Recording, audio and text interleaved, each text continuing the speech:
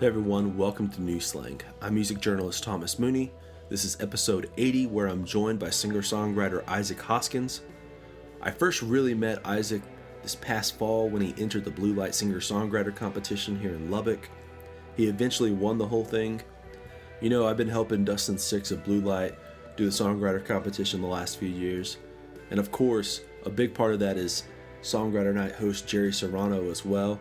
They do a whole lot of the heavy lifting, but I'm typically that initial contact for the songwriters. They email me signing up, and I kind of point them in the right direction of how to approach the songwriter competition. And since that's all part of the process, it's been about 50-50 on me having heard of the 60 people who sign up every year. Some are obviously just complete surprises, and when they show up to Blue Light, they just kind of blow everyone away. That's really how Juliet McConkey did 2 years ago. But when Isaac signed up, I had this name recognition. I hadn't ever heard him play or anything, but where I had first heard him was that he had a songwriting credit on Dolly Shine's final record, Walkabout. He wrote this song called Hitchhiking.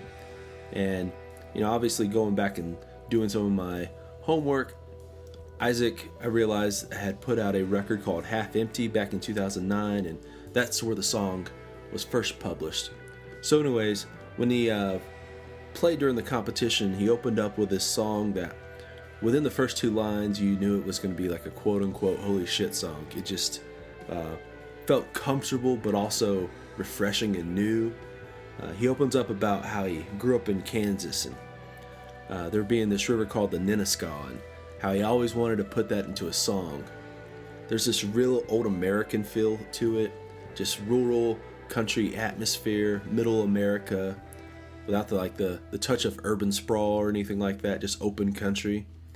And you know how like in Ode to Billy Joe by Bobby Gentry, she uses the Tallahatchie Bridge as this mood setter.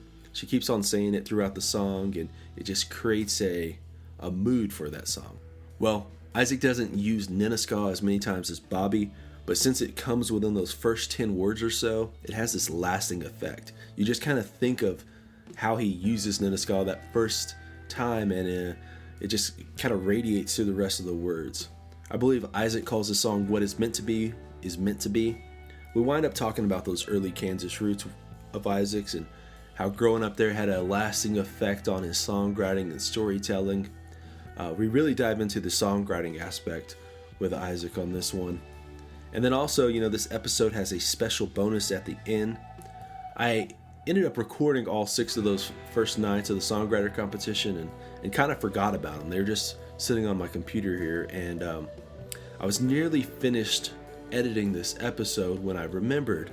So I ended up calling Isaac and asked if it would be okay if I tacked those songs onto the end of this episode, and he said of course. So at the end of this, there's this 3-song performance from Isaac from the night he won the Blue Light Singer-Songwriter Competition.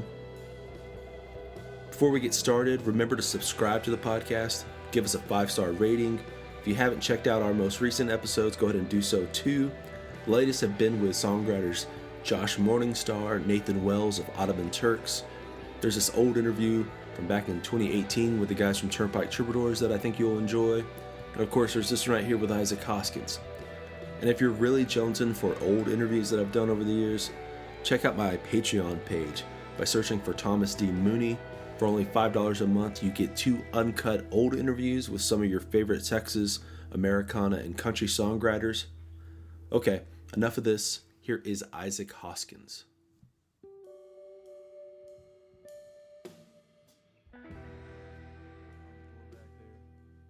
Gotten some ambient noise in here. Yeah. So you won the songwriter competition. I'll be honest, like right when I first heard you, like that first line of that Nenaskaw River song, I felt like, oh, this guy's front runner right here. Like you're gonna lose. It's if you lose, it's because you played like I don't know, something like catastrophic happens. Yeah. I was really impressed with the talent, the people that were involved. Mm-hmm. There's a lot of great songwriters, people I'd heard of and people that I'd never heard of before. So it was a good experience overall. Yeah. Not overall. I mean, everything was cool. I had a good time. I met a lot of people. I got in front of some people that have never heard me. So Right. we're here now. Yeah. So, Well, you came in early to do all your, I guess, you did like Good Day Lubbock and you did the 24 frames thing. And yeah, just did that. And how's all that shit? It was good. Yeah. I mean, it was cool. I mean, those types of environments are always kind of weird because it's a little bit sterile, Yeah. At least for performing, But they were super cool, and I think we got some good stuff. Yeah. So obviously, you put out a record before, and you're kind of, what I remember you talking about up here was kind of wanting to re-engage in a lot of ways, like try and use this as a launching point again to get further totally. back in. I moved down here and really wanted to get involved in the scene and play, but I really don't think. I mean, now looking back, I don't think I was in a place to be doing that yet. Like I just wasn't good enough. I hadn't lived enough. There were a lot of things about my songs that needed to mature. So I took some time to do that. We'll say. I won't say that I partied my ass off and basically, fucked off for 10 years, but I kind of did. Yeah.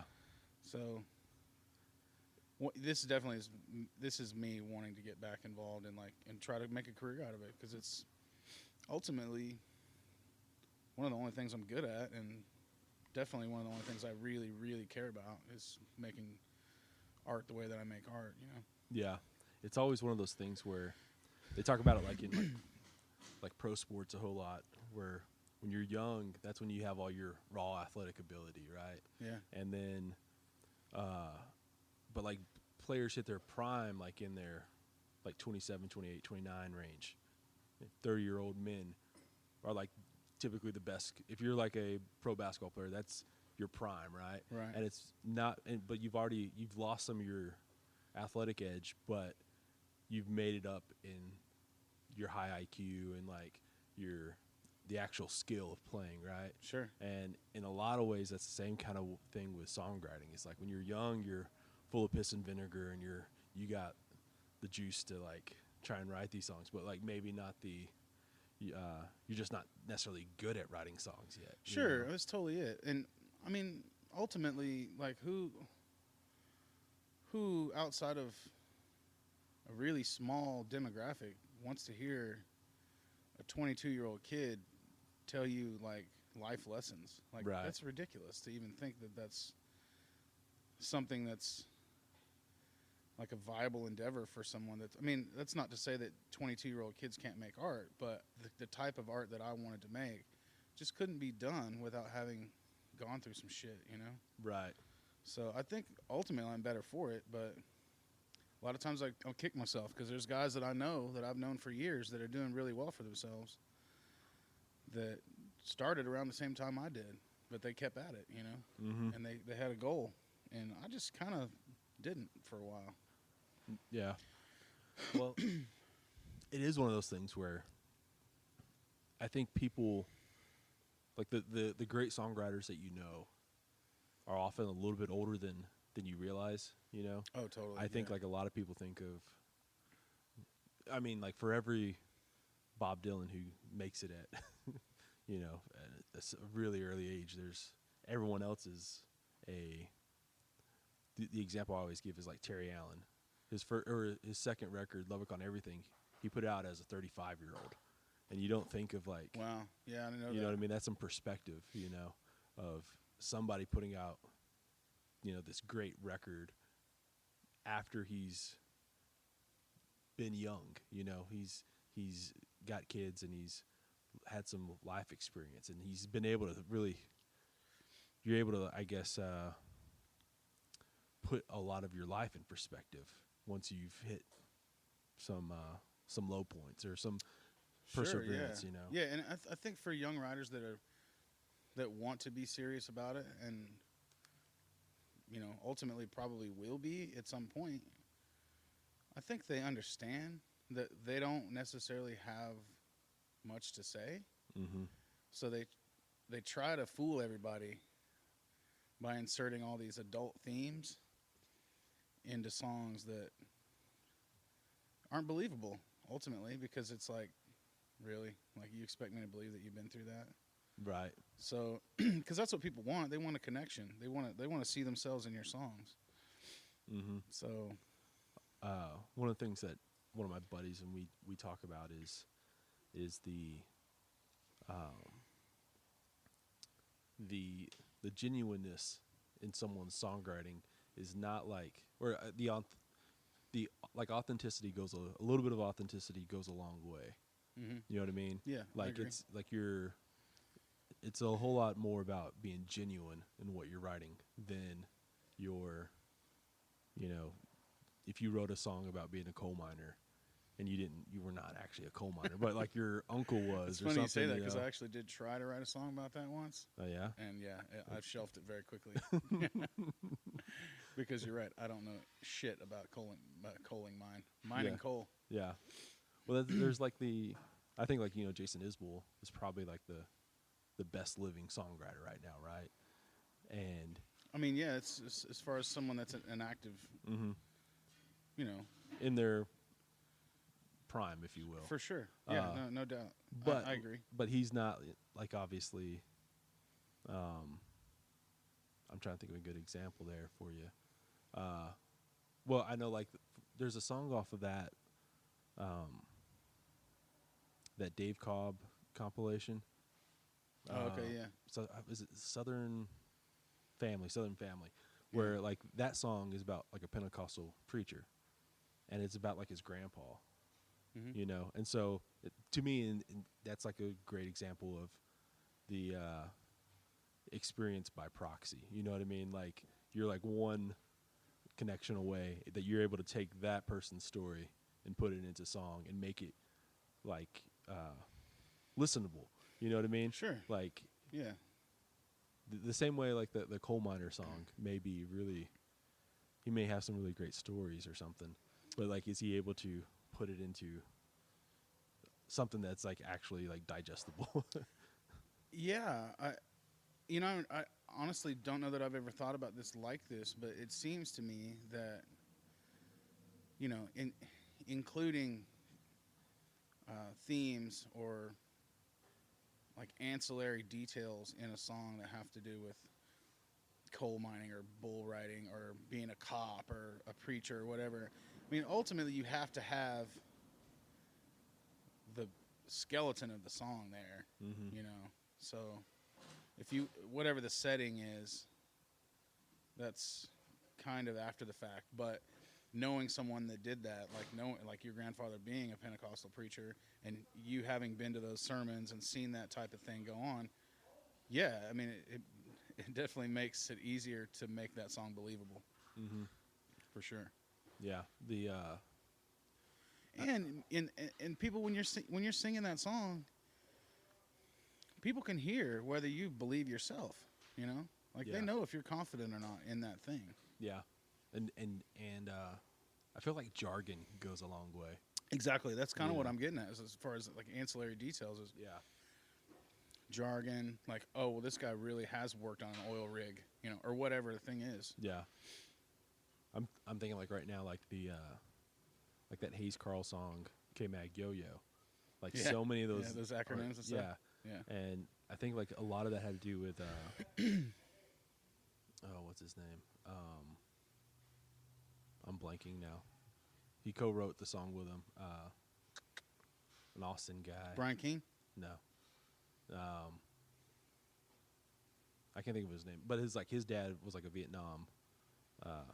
He had been in Vietnam, and I think for some reason he was like a Vietnam helicopter pilot or something okay. like that. But like he was able to bring all those details into that song to make it feel To make it interesting. real. Yeah. You know what I mean? And I don't know. I always feel like that's like the richness of a song, and I think like that's where, you know, it makes a good song go to a great level. You know, is like whenever you're able to piece in those details of, and when I couldn't necessarily point out like this is like the best possible version of this kind of song, but when it's there, you know it. You know what I mean? Yeah. And No, I think agree. like people do know it, like when they see it or hear it. Well, I mean, being able to make somebody, at least for 3 or 4 minutes, feel like they're in that story themselves, whether they're watching it or they're actually like living it out. It lies in those details and all those tiny little things that I guess maybe the average guy wouldn't even notice or wouldn't know to look for or listen for. But yeah, I mean, I try to do that in my own writing as long as I can make it believable, you know? Yeah. Well, what's that? One of the songs that you played during the finals was the one about the guy coming over for Thanksgiving. Oh, yeah. Leon's Blues is the name of that song. That felt like that was so rich with detail. You know, I had to kind of tap the brakes on that because I edited some stuff out of that song because it would have been 10 minutes. And you got to be able to pick and choose like what serves the song, and then at what point are you just like jerking off, you know? You got to be like, okay, let's not alienate the audience with how many like rhymes I can make. Yeah. At some point you got to move the story along. So I love that song. I'm still kind of trying to work it out exactly how I'm going to perform it. I don't play it very much right now because I mean, when I did it here for the contest, it became kind of like a spoken word kind of deal. And honestly, that was mainly because I'd only played the song all the way through maybe 4 times when I did the contest. It was pretty ballsy of me to pull that out and just try it, but yeah, I guess it worked. I don't know. Yeah. Well, did that come from like a real story? It was several stories, like a lot of my songs are. It was several different scenarios thrown into one. My grandfather had an old man that would help him work on the farm when I was a kid, and he came over for holidays because he didn't have any family really. And my mother was she was a director of nurses in a nursing home when I was growing up. So I was around a lot of old people, and a lot of old people that especially kids thought were really scary because they were so old and like disabled, or I mean down to like people that were just straight up vegetables almost, you know. So I got accustomed to that at a young age, so it didn't really bother me. But I heard her have a lot of conversations with those people. So a lot of that came from watching my mother interact with people that she held in high regard because of the life that they'd lived. Yeah. So that's a big part of that song. And then what like made me want to write the song was my wife and I were in Dallas for a party. We'd gone to see some friends. And we were going to leave, and on the way out I realized, oh shit, we're like half a mile from where Stevie Ray Vaughan's buried. So we went to the cemetery to see him, to like see his grave. And we looked around for a while. I finally found it. It's not super hard to find, but somewhere in there, my wife realized that some of her family members were buried there, so we went looking for them. And while we were looking for their graves, I stumbled upon one that didn't have a marker. Or it had a marker, but there was no stone. So it really bummed me out because I'm pretty sure this guy was a vet too. Yeah. Like a combat vet from World War II. And he just had like this laminated cardboard thing that said his name on it. And the wheels started rolling right there. I couldn't stop thinking about it. And how fleeting life is and all the things that you think about whenever you confront your mortality and the mortality of the people that you care about, you know? So that's what started the song, but the song took a total left turn on me. It didn't end up being what I intended it to be early on, but how often I'm does cool it happen like that though? Never. Rarely ever. Does it become the thing you want it to be, you know, when you start original? Almost never. Yeah. Like that's I think about like say like Bruce Springsteen writing the soundtrack for Philadelphia. I mean, obviously someone, a super heavy situation, someone contacted him and said, hey, we want you to write these songs for this thing. And he nailed it, like knocked it out of the park. that's incredible to me because I could try and try and try to write that song Right. 20 times and it never turn out the way I want. And I might have great songs, but they're not going to convey the message that was intended to begin with, you know? Yeah. There was this, I guess probably about, it's going on probably like 10 years now. There was this quote unquote lost Bob Dylan interview that was put in American Songwriter, where he was talking about that for him was the hardest part of songwriting, was getting that initial feeling, that whatever that was that spurred him on to start writing the song in the first place, to get that initial core, to have that like remain in the final version of a song. And I've just always thought about that as like, obviously that's the editing process, that's the getting better ideas, getting new ideas off that idea.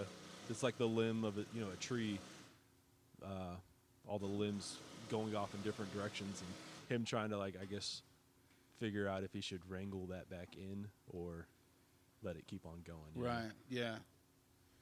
I generally just, for me, I mean, definitely, I'm not going to compare myself to Bob Dylan, but Yeah. I could see that happening.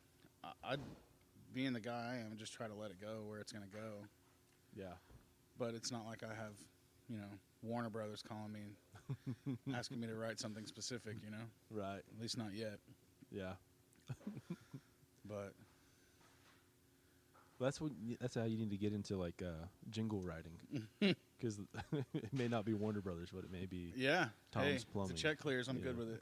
I'll That's- write songs about Doritos all night. Yeah, there's a I've not seen it for a long, like in a long time, but Randall King. One day I was like watching TV, doing stuff around the house, and I heard a Randall King jingle for like a roofing company. Oh, And, really? Like, yeah, I have it probably recorded on my phone, but this is like a couple of years ago, and I was like, these people, that's like a solid investment, Sure, they forked it over, and they can play that forever now. Yeah. I'm sure. I don't know what the deal was, but Yeah, but it's one of those. Now he's signed on to fucking Warner Nashville and shit. So is he? Yeah. I wasn't for sure what the deal was. I saw him last night. Super nice guy. yeah, he's I feel like he's gonna be one of these guys who blows up from Lubbock. You think so? Yeah, Well, One of like the I big said, things was- I don't know that I met a nicer dude. So, yeah, and yeah, I hope so. Yeah. It'd be great. It'd be good for him, and I think good for the town and the scene and all that. yeah, for sure. He's but I don't know where I was going with this.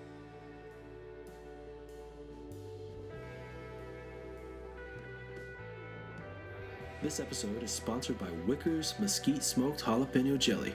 It's owned and operated by my buddy Wes Wicker, who makes the jelly in small batches for the best quality and freshness.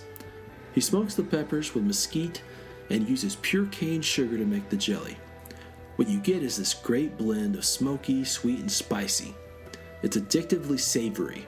For those uninitiated, Wicker's is a great addition to any chef's kitchen. Part of what makes Wicker's so great is just how versatile it really is. For starters, it makes a great meat glaze. Throw it on a batch of hot wings, use it on some pork ribs, some pork chops, really whatever you can think of. Eat it on biscuits, cornbread, bagels, or toast. Throw it on a ham or turkey sandwich. Another super simple but effective way is to get some cream cheese, throw some Wickers on top, and then grab your favorite cracker. Wickers is currently stocked at a handful of places in Lubbock and on the South Plains, as well as some Fort Worth and DFW locations. But the easiest way to get your hands on a jar is to head over to wickerstx.com. That's WICKERSTX.com. I'll throw a link into the show notes for good measure. They currently come in two varieties, original and now hot, if you need just a little bit more kick in your bite. You can order anything from 1 jar to a case of 12, whatever fits your needs. Again, that's wickerstx.com. Okay, back to the show. You think like part of the, like that stream of conscience kind of songwriting is in a lot of ways been influenced by the beat generation, the beat poets? Do you think that's like maybe part of the reason don't get why? me to lie, because I don't know shit about those guys, to be honest. And Okay.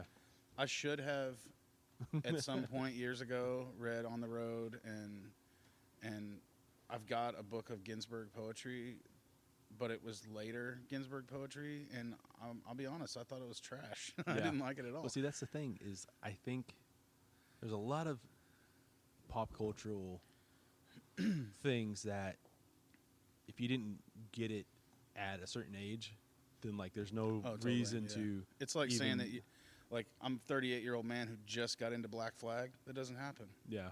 Because I don't hate the world anymore. Yeah. For whatever reason, anybody got into Black Flag. Yeah. At the time. Yeah, it's not realistic. So On the Road is definitely I don't know, like that 15 to 20. Okay, so I missed the boat on that. There's no sense in me going back and Yeah. trying to make it happen. That's like the as a young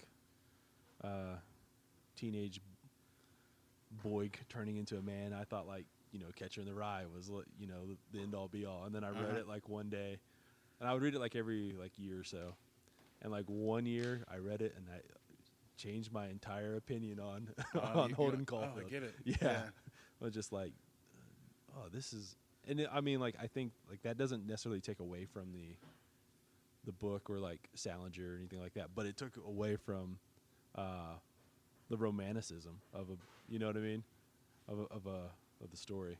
Same thing with like what I would go with like Fight Club. I absolutely loved Fight Club, and the book and everything, and then Palahniuk? yeah, Is that right? yeah, Okay. and I don't read any of his stuff anymore just because I'm like kind of over it. Yeah, it had So, its place, its time, yeah. and that's good.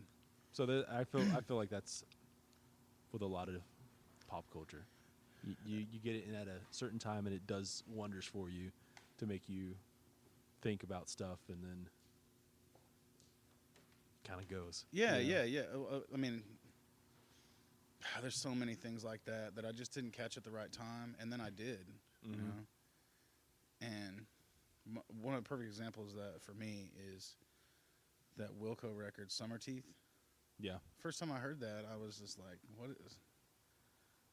And I was all off into Uncle Tupelo, and that's more of a Beatles inspired record, Right. And now I love it. It's one of my top 10.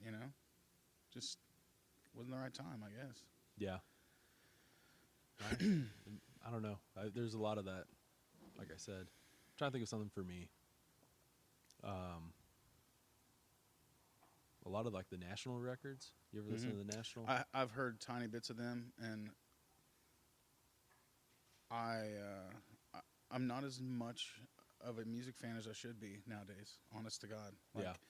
The majority of what I listen to now is either, well, it's almost 100% to glean some kind of something from that to make me a better writer or performer or whatever, Almost like homework. Yeah. Yeah. And it's kind of, it's caused me to overthink some stuff sometimes. So that being said, I haven't listened to the National Yeah. very much. I could probably hear it and be like, oh, that's the National, but Yeah. Well, that's probably don't my know. example of Summer Teeth. Is the Oh, okay. that's where I was going with that. It is interesting. Like I've noticed that like a lot of songwriters, journalists, there's almost like no turning off the critique brain, or you know what I mean? Sure. Or like, and I feel like it's almost like there's you don't listen to music to enjoy it anymore. there is a lot of that, and I've had to try to really stop with that critical thinking all the Mm-hmm.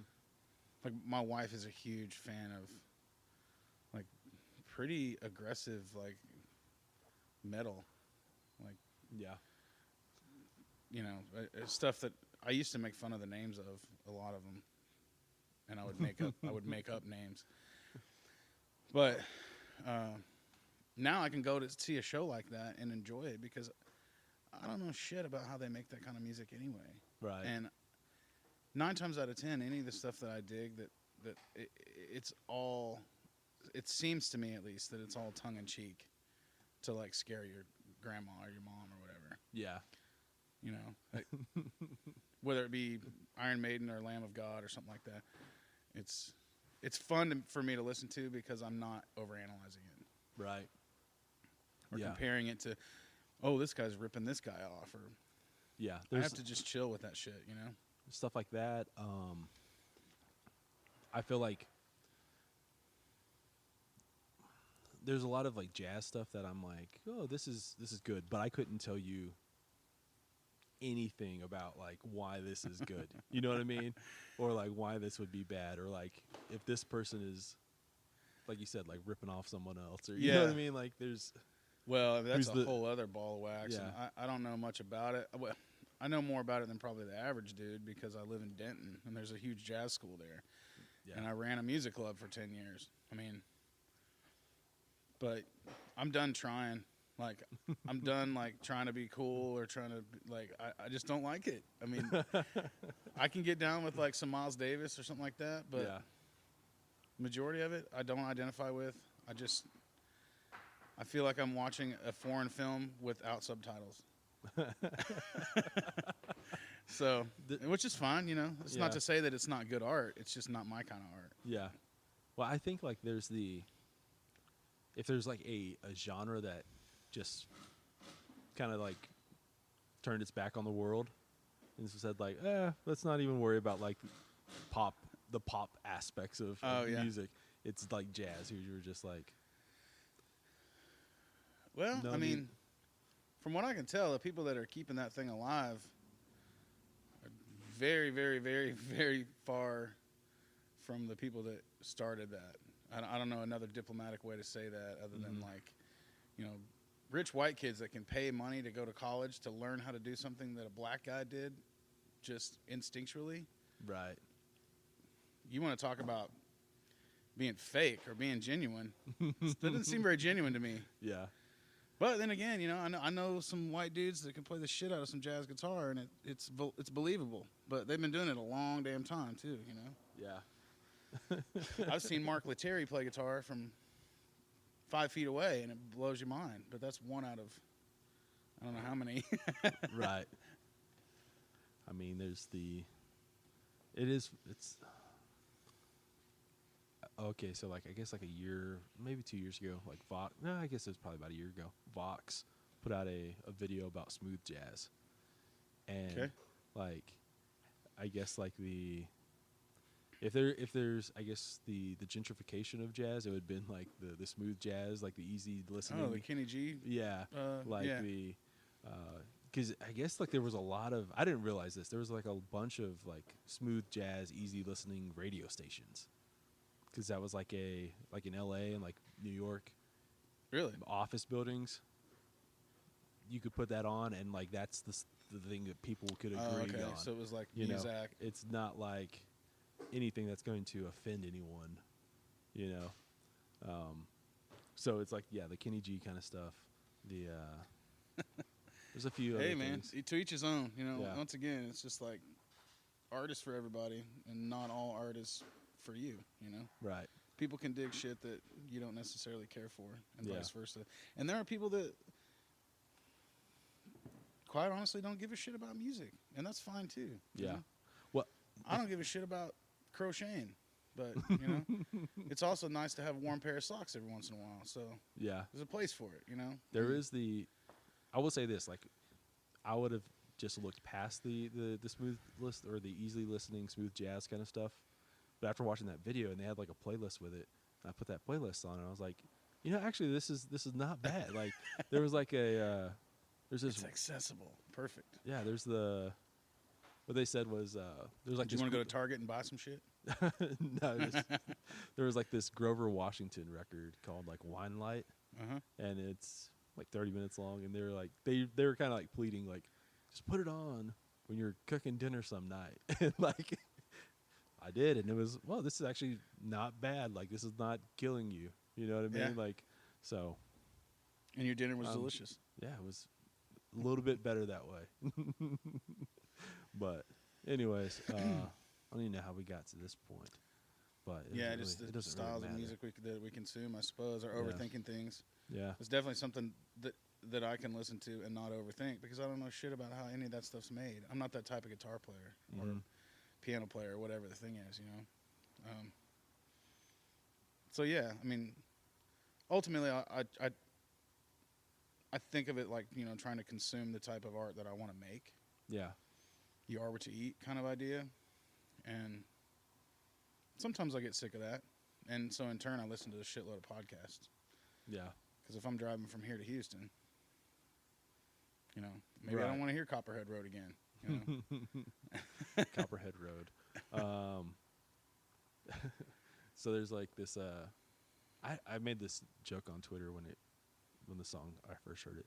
There's this song by Riley Green called "Grandpas Never Die." Like I wish grandpas never die. I think I've heard that before. And it's not like a bad song. It's like the tropes of like, you know, I wish every car had a truck bed kind of thing, and like, you know, I wish. But one of the lines is like, I wish every road was named Copperhead. So I was like, how confused? I was like, how confusing would that be? Of like, yeah, you got to go down to Copperhead, go down about 2 miles, and then turn left on Copperhead. Yeah, and then he didn't think that through. And I don't know if people really got the joke, but yeah, I thought it you was know, funny. I heard that song the other day, and once again, I was just like, really, you're gonna drop a Steve Earle reference in this song? Yeah. In this stupid song? I don't know. I've only heard it once. It may be great. Yeah. It just there's this alarm that goes off in my head when I feel like I'm being pandered to. Yeah. Oh, and I it's don't like definitely to feel like somebody thinks they know me well enough to know the type of art that I want to consume. Yeah. You know, It's like, definitely pandering. It's I definitely all drive that. your truck. I mean, But come on, bro. Really? It is a. There is something that you go, oh, this is not as bad as a whole lot of the other stuff out there. Like, that's where I'll do some. I'll make some, I guess, some lines, and they like, or I don't know, you know what I mean? Like that's not as bad as a lot of other stuff. You know, that's you gotta have to. I don't know. Be okay with some stuff. I don't know. Yeah, I mean, without like totally just being a jerk and bashing a bunch of stuff that I'm not necessarily into. Sometimes I long for the days of the '90s country that we complained about. That's for sure. Yeah. You know. Did you complain about '90s country? Not then. Oh, okay. Not then, but you know, a lot of people did. Yeah. Sure. Okay. Especially your traditionalists. You know, they're like, Yeah. oh, they're making this into a Kiss concert or whatever the thing is. Yeah. I feel like If that's they only knew how bad it would be. Yeah, that's the thing. I think like Future. everyone always thinks like you're the last generation of a standard. You know what I mean? Like, you know, back in my day. Then again, you know, I also think about that type of stuff, and I think about the evolution of society as a whole, and how do we expect things to be exactly the way that they were whenever the experiences and the themes and the experiences that people have are completely different. Mm-hmm. Sure, there's going to be a country song about some guy's cell phone, because you know what? Everyone has a freaking cell phone now. Right. That's the thing too. Is like, I don't know. I just feel like every generation thinks they're like the last generation of good. You know, it's the nostalgia. It's the it's totally It's I connect this to my formative years, so it's good. Yeah. Or if nothing else, I'm okay. It's okay for me to have that guilty pleasure. Yeah. The music was better back then because I was younger, you know, and like I like to think of myself as being younger, you know. Well, and you were experiencing all those things seemingly for the first time in your life, and you didn't know to think it's just going to be okay with so and so, you know. Right. You were just experiencing it on the radio, hearing it by yourself in your bedroom or wherever, and tying that to all these great times, you know. Yeah. I always go though, like with the, like my mom was a lot more into like '90s country. My dad was like, was better in the '80s kind of thing, and I'm like, whoa. Yeah, There's a lot of like yacht rock country bands. Totally. And you don't want to bring up them, like. And a lot of our heroes did that shit too. I mean, you've heard "Ain't Living Long Like This" by Waylon Jennings. Mm-hmm. Great song, hero of mine. It's a fucking disco song. Yeah. Yeah, there's a lot of stuff like that. Like if you go back to like any of the late like 78, 79 through like 81, there is like a little bit of a minor crisis in country music, trying to like go into the disco, testing out some of the disco waters, testing out some of the, like I said, kind of like the yacht rock stuff. Like Alabama's like a yacht rock band. That's not a country. It's Toto with cowboy boots on. So I know That's people. not to say those songs aren't great. That's But that's it my is. whole point too. Is like, it's if you want to like just split hairs about what country is, or like what, you know what I mean, then we're gonna have to throw out a whole bunch of your shit. A whole bunch of shit that you love. So Yeah. I don't know. I'm a big '90s country guy. I dig it. Yeah. I ultimately, like, I keep saying ultimately, I apologize. I feel like the craft of writing a really well written, smart, witty song was kind of the pinnacle for that, Yeah. in my opinion. Because a lot of that shit, I mean, people figured out that they could make a fortune writing great songs, Yeah. and there was a formula, sure, but They definitely like streamlined. yeah, Like they it kinda was the assembly perfected- line era, yeah, and Yeah. there was some really cool, great play on words songs. You know? Yeah. There's There a was- lot of that. There were you had the Don Schlitzes and the Bob McDills and all those guys that Mm-hmm. you can't argue with that shit. That's awesome. Yeah. One of the things that I love, one of my like favorite '90s country tropes is the I don't even know what necessarily call it, but let's just like call it the "don't take the girl" trope of like the first verse, starts out with Your like progressive yeah. chorus. well, it's like don't take the girl because you're a 8-year-old and you don't want a girl on your fishing trip, and then it's like don't take the girl, you're getting robbed, and then praying to God, don't take the girl, Because she's dying Yeah. in childbirth. Totally. No. Yeah. And There's a bunch of those songs.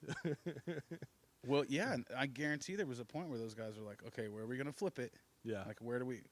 Because you do it just a slight little bit in the second verse, third verse, boom, Yeah. hit him with the hammer. Yeah. Yeah. Another one that popped in the head in my mind right now is like that Ty Herndon song, "A Man Holding On and a Woman Letting Go," Oh yeah. and I don't know. Like, have you listened to any like stuff where you go, whoa, this is not aged well? The obvious is like Indian Outlaw, like Tim McGraw. Oh, totally. Or The- like it's like watching Friends. Yeah. You go watch Friends now and be like, ooh, I know I'm all by myself here, but I feel a little uncomfortable. Yeah. The Ty Herndon, a man holding on, or a man holding on and a woman letting go is like, or a woman holding on and a man letting go. It's either. That's what it either way. is. It's a Yeah, woman okay. holding on, a man letting go. Yeah, and it's like, But he flips it in the song. okay, yeah, that's what it is. And that first verse, it's about like, a woman finally giving in, Oh, to a because man's, he's trying to like. a man's pressure. Yeah, we've gone from boys will be boys to, bro, that ain't cool. Yeah. Let's not write songs about it. Yeah. Yeah, but it's one of those Or- things, right? Grease, the Grease thing. Yeah, Tell me more. She put up a fight. exactly. Yeah. I mean, I've heard some of those things. I'm guessing a lot of them have weeded themselves out by now before Yeah. they get to radio. That's acting like I listen to the radio. I don't really listen to the radio all that much Yeah, anymore. I don't know. Like that's one of those things that I find weird right now is, a lot of people complain about what's being played on the radio, right? Why is it bro country? Why isn't there more women on the radio? Yada yada yada. But at the same time, they say radio, it doesn't matter anymore. It's about like Spotify and it's about streaming. Yeah. And I'm like, well, it can't be both. Like, or can it be? I don't know. I just feel like, I think the big problem that people have with it is the way that the people in charge, the guy writing the check, is marketing this tradition to most of us. he's the guy that gets to be in charge of the way the rest of the world views that thing. And if it's only men that do this thing, or if it's only this one style of music that gets to be called country music, it makes people pissed because they're like, wait a minute, no, that's not it. Yeah. But once again, you're right. Nowadays, people have the ability to literally dial up whatever they want, whenever they want. So, yeah, what's the big deal? Yeah. I think ultimately, especially with the women thing, it's just because people want to feel like they're being heard and like their cause has been at least noticed. Yeah. I guess there is a huge part of or a huge aspect has to be that, you maybe have like a bunch of Spotify streams or YouTube video watches and stuff like that. But like Billboard is like the history. Yeah. Yeah, like the history book. You know what I mean? Sure. And if you're not in there, maybe like, then your legacy is a lot less of a... Man, I don't know. I may be full of shit here, but I'm to a point in my life where I don't even care about that. Like, because I feel like if I make good art and I make my art something that people want to be a part of, and I'm able to live my life the way that I want to, that literally meaning monetarily, like me and my wife can live in the house that we have and not have to worry about how we're going to pay the bills. Right. I'm fine with that, man. Like, yeah. That's totally cool with me. Well, I do think going down as a pioneer or somebody that upheld a tradition over a period of years, I think that's all out the window anyway. I mean, and it is because the superstar is over, really. Yeah. At least in roots music, because I don't feel like I think a lot of people enjoyed music by bands like Pearl Jam or The Who or fucking whatever the thing is, because they're really, I mean, they got into it and they are nostalgic about it, but they didn't really have another choice. I mean, if you weren't into these 5 bands back in 1988, then you just didn't listen to music, you know? It does make sense because, like, I guess like the culture is now I can find subgenres of subgenres of right. Whatever I want to find, whether it be music or video games or weird sex shit, anything. Yeah, my tribe is out there somewhere. Yeah. Yeah. Therefore, the end-all, be-all, number one superstar of this thing it's kind of over with. No, I agree. Everyone always asks about, who's like the biggest rock band in America or in the world. Do we even have that anymore? And sure we do. I mean, Bono's still alive. Well, I was going to say, though. That's not to say that I'm going to go see him, but... Yeah, I feel like I'm a U2 apologist. I don't necessarily care one way or another. I'm just, Yeah. No, but, like, if you think about it, all of our big bands are from, like, that pre-88 time break or, whatever break you want. Like, any of the biggest bands in the world are still, like, they're in their 40s and 50s at least. Red Hot Chili Peppers and Pearl Jam and, like... George Strait, Garth Brooks. Yeah. If you want to get into the country world. They are all from, like, at least 30 years ago. I don't know. Yeah. It feels totally. Like, what's, like, I think maybe, I don't know. Maybe I'm just old, because there's a lot of shit out there that I don't know anything about. I mean, apparently people like to get on YouTube and watch other people open up boxes of shit. I don't get that. This episode is sponsored by Smith Iron and Design. It's owned and operated by one of my good friends, Aaron Smith, and his dad, Sonny. As the name implies, Smith Iron and Design specializes in creating custom metal and woodwork. They have a vast array of metal signs that are perfect wall decor that'll tie a room together. They design everything from welcome signs to family crests, flags, and Texas cutouts. They have a series of these metal wreaths that are perfect for your front door, and you are able to change them out depending on the season. Are you a sports fan?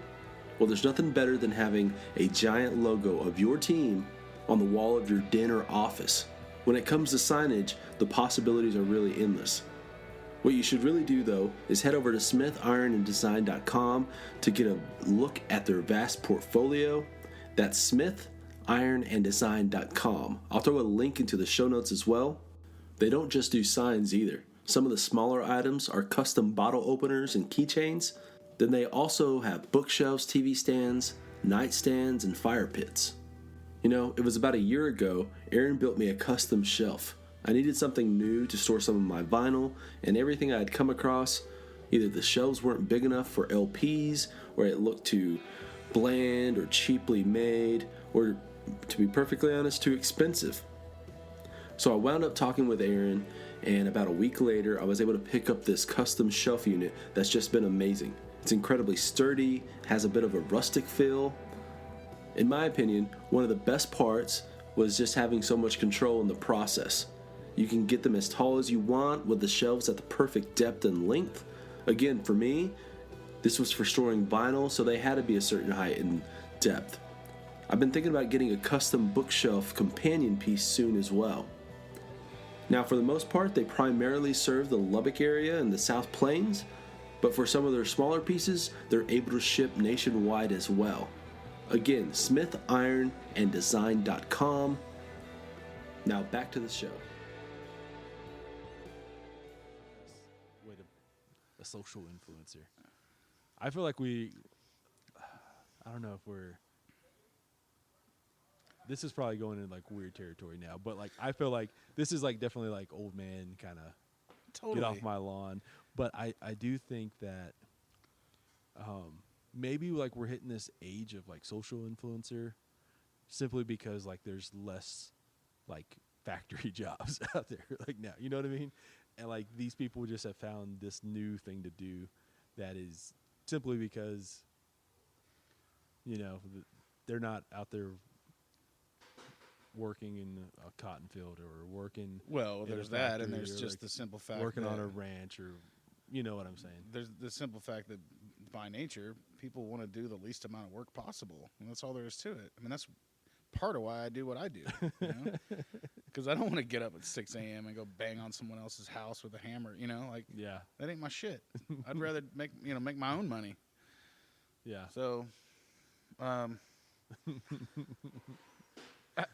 and once again, here we are back to like, why isn't it like it used to be? Well, nothing's like it fucking used to be, man. Like, there are people that like to watch little Asian girls eat too much food. Yeah, and that's how they get their entertainment.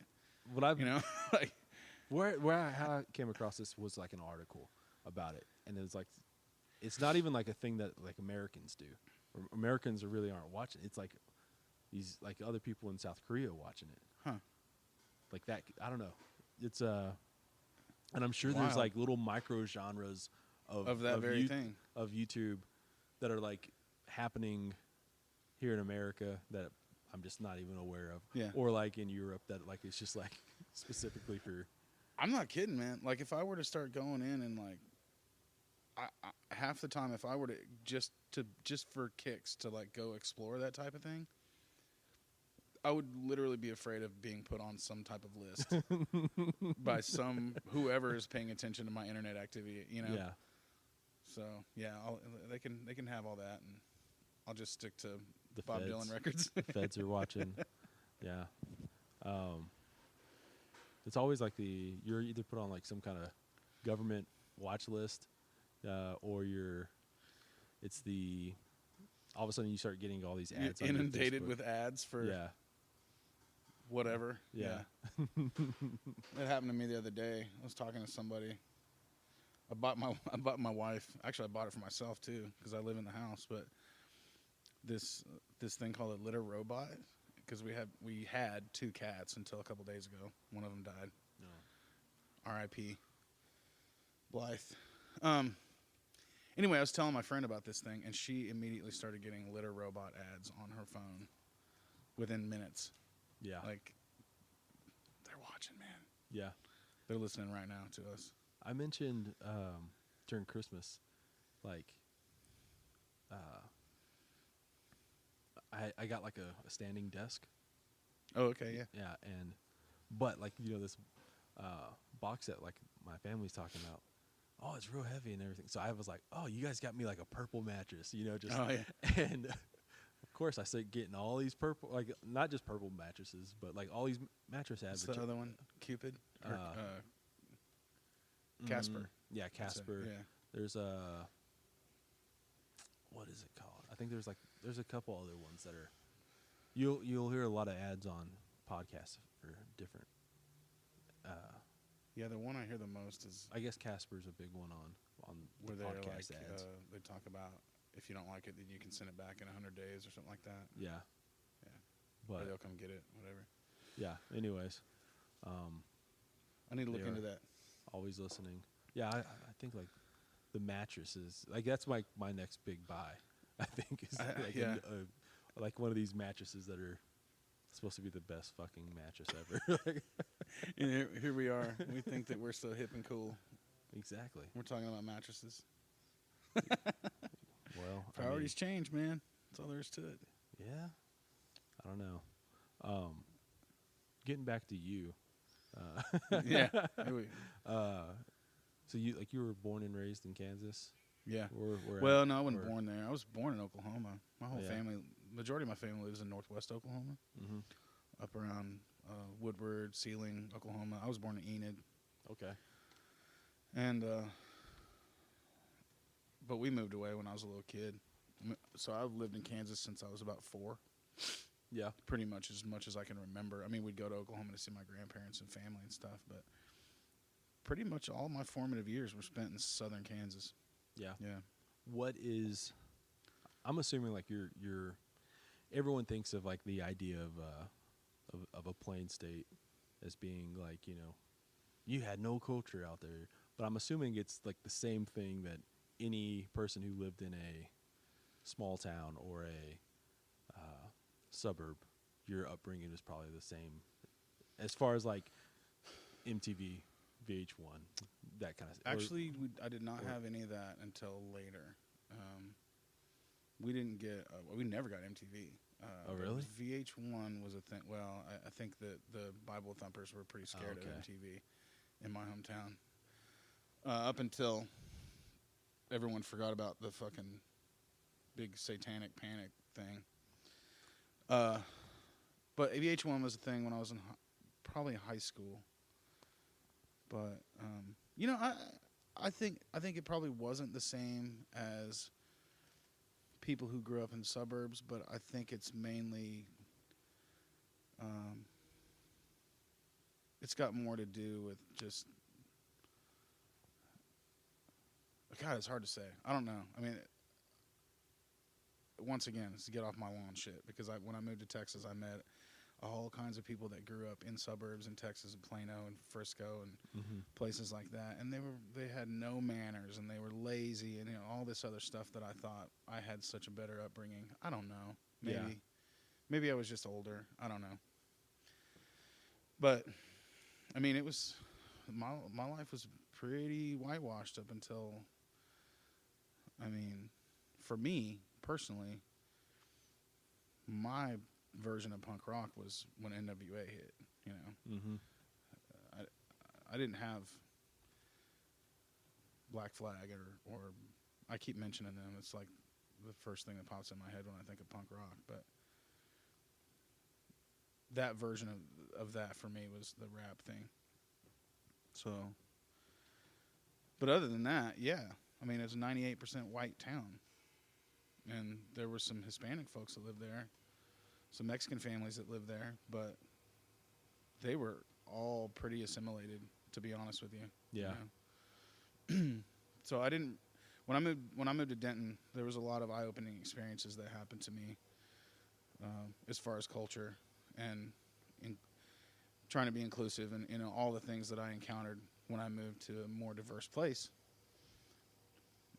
But that being said, I'm glad to have had the raising that I had there, and when people say shit like, well, it's such a boring drive, or God, it must have sucked growing up there, I'm just like, I mean, what do you want? Okay, there's no mountains or trees to look at.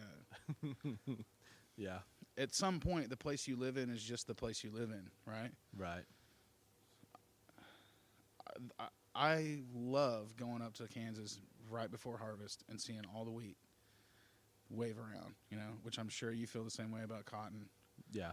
Well, I'm not from around here. Actually. Okay. I'm from further south, but yeah. Oh, okay. It's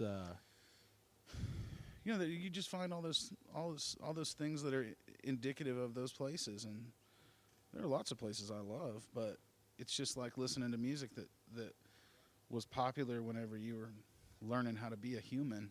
right. And you can tie all of those songs and experiences together. Mm-hmm. It's the same thing for the surroundings, Yeah. or whatever. I mean, had I been brought up in a place that was more entertaining and more like stimulating, I probably wouldn't do this, truthfully. Yeah. Because all I do is sit and listen to records all the time. Yeah. The reason I ask all and this try to write, was because do you feel like it's going back to all those details. Do you feel like your upbringing has like seeped into your songwriting, like that song, that Ninnescaw River? Mm-hmm. Do you feel like do you find yourself pulling more from the things that you thought about as a kid, or the things that you saw, the stories that you saw? Without a doubt, in the people around you. Yeah, well, and I think that's probably become more romantic to me over the years, because that's something that's unique to a very small amount of folks, really. Mm-hmm. Now, if you want to talk about small town life, that's things that are similar to the way I grew up, then sure, you can take those themes and turn them into a song that a shit ton of people are going to identify with. But then when you throw in the details, like we were talking about earlier, people know this guy was raised in southern Kansas. Yeah. It's important to me. Like, I think it's cool, because it really is something that I know inside and out. Yeah. So, of course, it's totally worked its way in, and so much so that I literally don't think I would do it if I wasn't so romantic about a place and a group of people that I thought were maybe a little bit underrepresented, Yeah. Culturally, artistically, people think about Kansas or Oklahoma even, or no, Oklahoma not so much, because they're kind of I don't know how to say it. Oklahoma's had a much richer tradition, musically at least, Right. than Kansas, in my opinion.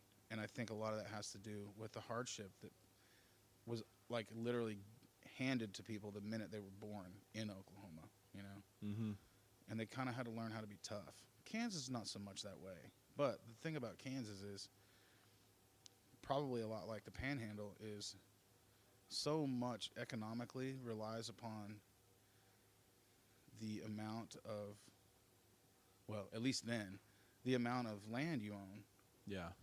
Because that directly affects the amount of wheat or cotton or whatever your thing is, how much you can produce, Right. Well, if you don't own any land, why the hell are you there? Yeah. I mean, because really all you're doing is being the guy that waits tables or takes the trash out for all the farmers that are actually making money there, So Yeah. that's part of why I left. That, and I just wanted to come to Texas and play Texas music because I was in love with it. But Yeah. I do think like there's a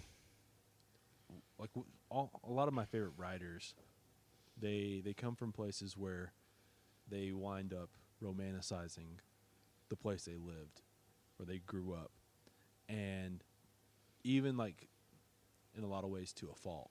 Like I think like with Springsteen, if you grew up or if you've listened to Springsteen your entire life, you get this sense of like his version of New Jersey being this rich and like incredibly, I guess like kind of like heartbreaking, but also kind of like, super tragic but hopeful. yeah, Yeah. like version of America, right? Yeah. But I've heard people who talk about going to like Springsteen's hometown and it just being like nothing like the songs. You know what I mean? Yeah. Like well, this is it, and, or it's the same way with, I don't know, like,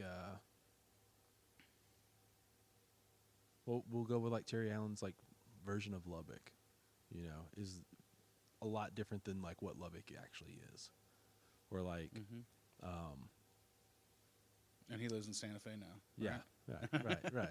Not to bust on Terry Allen. I mean, the dude's a legend, but Yeah. you know, people Or there are different places in people's lives. Yeah. And once they've served their purpose, then yeah, you move on. yeah, Hopefully. or like Cormac McCarthy's version of like the West Texas, you know, and he's not even in El Paso either. He lives in Santa Fe. Oh yeah, Yeah. I don't know if him and Terry are buddies or anything like that, but that'd be a quirky conversation, I'd imagine.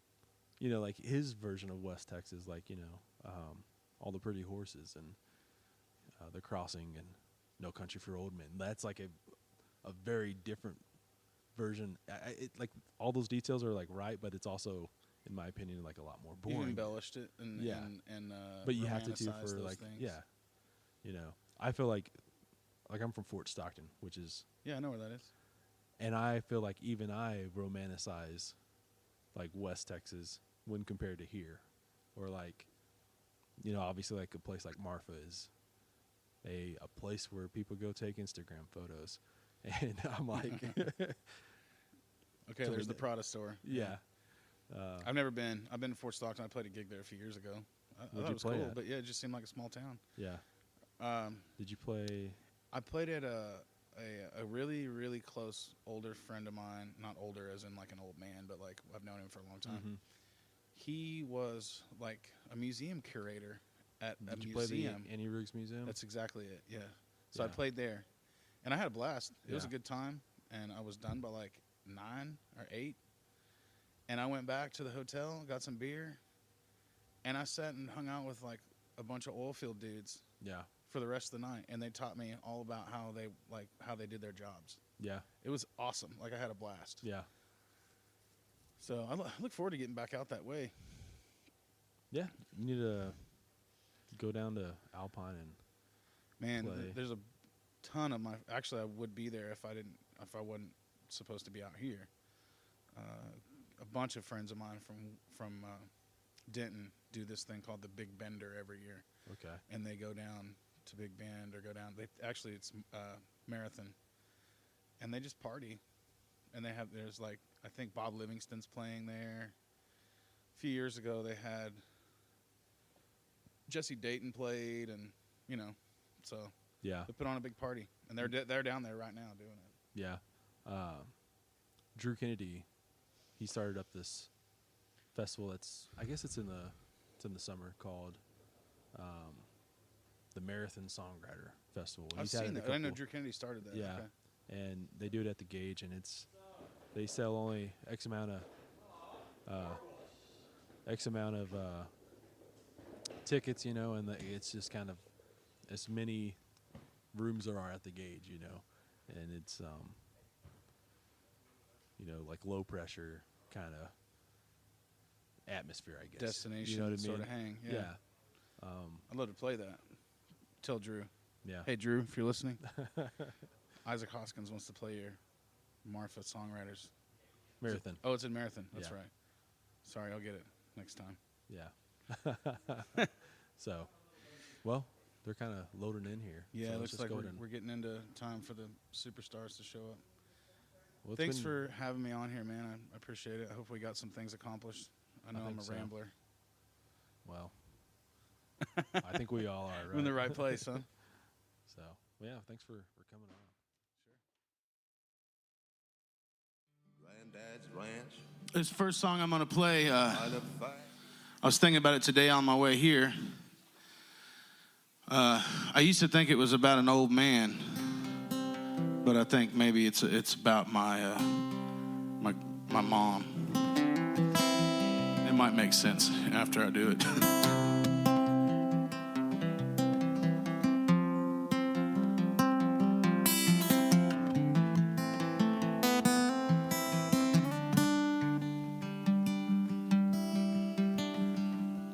Well, Leon lived down the street from us. All the years I was growing up, creaking with the rhythm of a rocking chair, a little bourbon in a coffee cup. Mama used to take me down to see him. She always had that kind of heart, a soft spot for the old timers. She said life is a work of art. And he kept butterscotch candy in a coffee can beneath the table by his rocking chair. And he always seemed to find the shiniest dime tucked behind my ear. And he'd talk about politics, religion, and football, like all three of them things were the same. Ronald Reagan, Barry Switzer, only God knows who's to blame. And Mama said that man lived through the Dust Bowl, and he fought in the Second World War. He doesn't like to talk about it all that much, what it means to grow up poor. And son, don't you judge a man till you know where he's been. You know all the sadness in his eyes. You can learn a whole hell of a lot just by listening. An open heart will help you see past the disguise.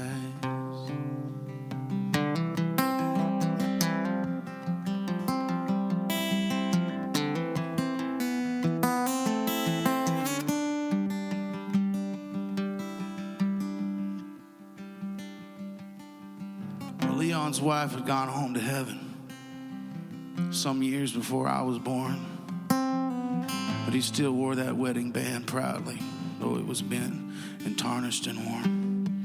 And his only son claims he found Jesus while he was hanging from a curtain rod.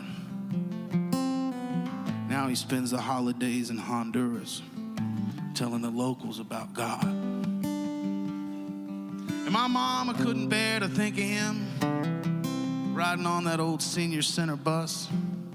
She said, Leon, won't you just come on down here? You can have Christmas with us. And the church folks had asked my mama, why are you talking to that old drunk? She said, if you seen half of what that man has, they'd have to lock you up. We stopped going to church on Sunday. Mama just stayed home to pray. She said them folks ain't really Christian with all the hateful things that they say. So don't you judge a man till you know where he's been. You know all the sadness in his eyes. You learn a whole hell of a lot just by listening. An open heart will help you see past the disguise. Well, Leon died right there in that rocking chair, heartbroken and alone. And they put him in the ground last December without as much as a stone.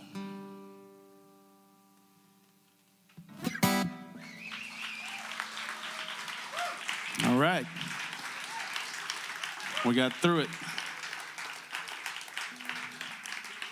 I appreciate you. Well, they can't all be Tecumseh Valley, so I wrote kind of a drinking song. No, it's not kind of. It's a drinking song. I started noticing at my shows that there were lots of people crying, and I decided maybe I should do something to lighten the mood. So I wrote this song.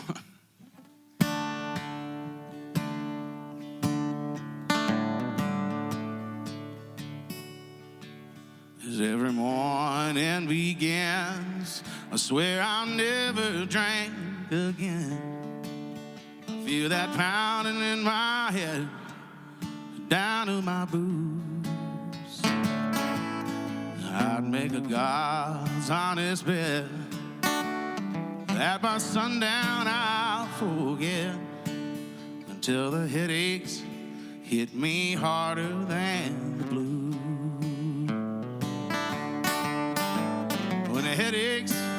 hit me harder than the blues.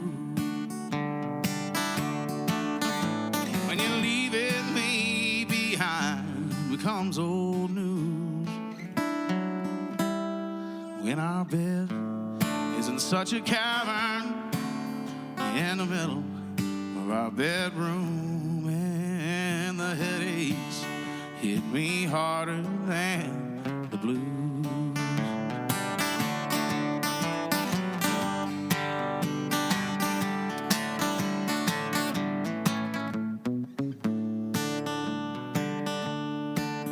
I've been known to go on a bender for as long as I can remember. These days I've been bent for more than a few.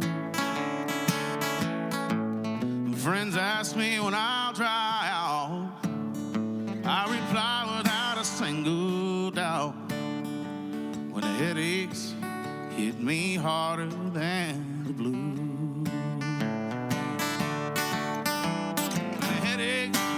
Hit me harder than the blues. When you leave me behind, becomes old news. When our bed is in such a cavern in the middle of our bedroom, and the headaches hit me harder than the blues. Headaches hit me harder than the blues.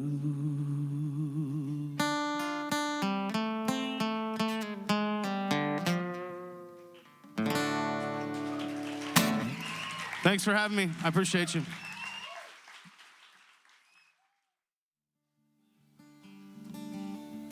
I grew up a long, long way away from here. And in the place I grew up, there's a river called the Ninneskah River. And I always thought to myself, when I grow up, decide to make when I grow up and decide to make really terrible career decisions, sorry friends out there in the internet land, and become a songwriter, I'm gonna write a song and include the word Ninneskah.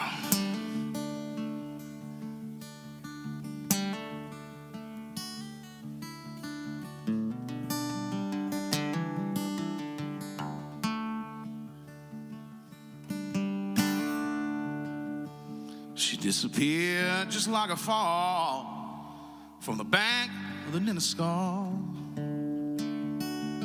My sweet Georgia, in the moonlight, beat everything you ever saw. Those dangerous curves cut the silhouette. Her dishwater curls still soaking wet, hotter than the cherry on a cigarette. Ought to have been against the law. 'Cause she would run along to someplace bigger, where the windows don't rattle and the lights don't flicker, where the farmer's daughter left the dirty river and left me here behind.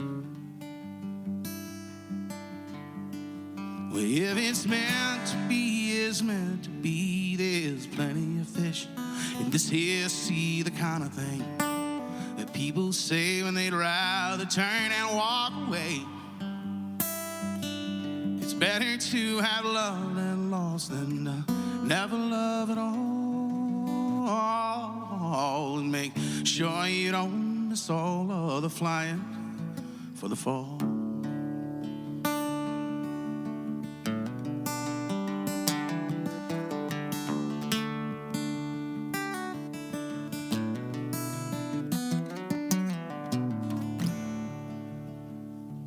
So I hung my head in a nearby town where poor kids just like me, they all gathered round for a 2-year fling on the county's ground and on the governor's own dime.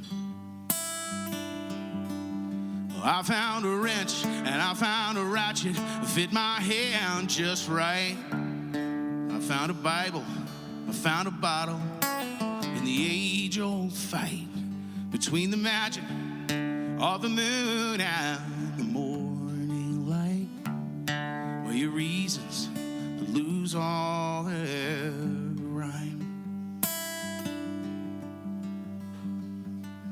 And if it's meant to be, it's meant to be. There's plenty of fish in this here sea, the kind of thing that people say when they'd rather turn and walk away. It's better to have loved and lost than to never love at all. And make sure you don't miss all of the crowd flying for the fall.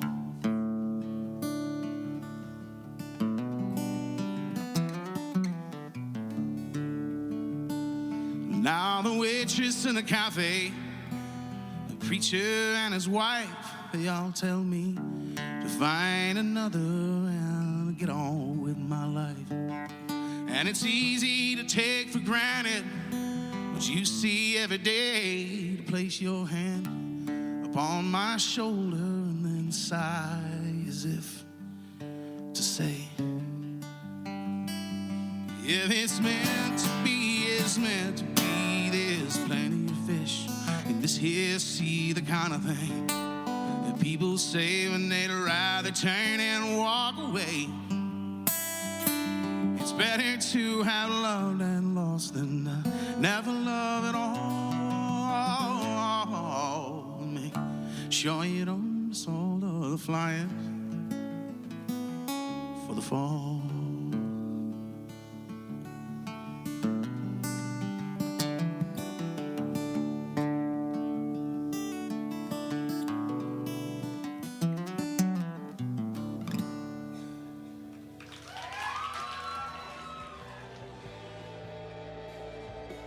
Okay guys, that's the episode. Be sure to check out our episode sponsors Wicker's Jelly and Smith Iron and Design. And also keep an eye out for any new music coming from Isaac. We'll see you next week.